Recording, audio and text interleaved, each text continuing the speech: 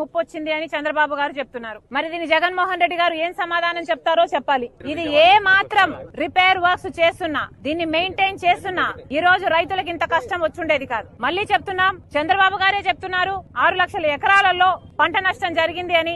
ప్రతి రైతు కనీసం 30,000 రూపాయలు ఖర్చు పెట్టానని చెప్తున్నాడు. నిన్న చంద్రబాబు గారు వచ్చారు, ఇదే జిల్లాకు వచ్చారు, 10,000 రూపాయలు ఇస్తామని చెప్పారు. కానీ చంద్రబాబు గారు 10,000 రూపాయలు సరిపోదంటున్నారు రైతులు. కనీసం 25,000 25,000 ఇయ్యకపోతే మేము కనీసం అప్పులు కూడా తీర్చుకునే పరిస్థితిలో లేము అని చెప్తున్నారు. గత ప్రభుత్వం జగన్మోహన్ రెడ్డి గారు 4,000 కోట్ల రూపాయలు ప్రతి సంవత్సరం రైతుల పంట నష్టపరిహారం కోసం పక్కన పెడతామని చెప్పి రైతుల్ని మోసం చేశారు. మీరు మళ్ళీ అదే చేయకండి. రైతుల్ని ఆదుకుంటామని చెప్పారు, 10,000 ఇస్తామని చెప్పారు. దయచేసి దాన్ని 25,000 చేయకపోతే ఈ కౌలు రైతులు ఖర్చు పెట్టుకున్న రైతులకి ఇవ్వకపోతే వీళ్ళు కోలుకోవడం అసాధ్యం. మళ్ళీ చెప్తున్నాం, చంద్రబాబు గారికి కనీసం 6 లక్షల ఎకరాలలో పంట నష్టం అని మీరే చెప్తున్నారు. ప్రతి ఎకరాకి కనీసం 20,000 25,000 చంద్రబాబు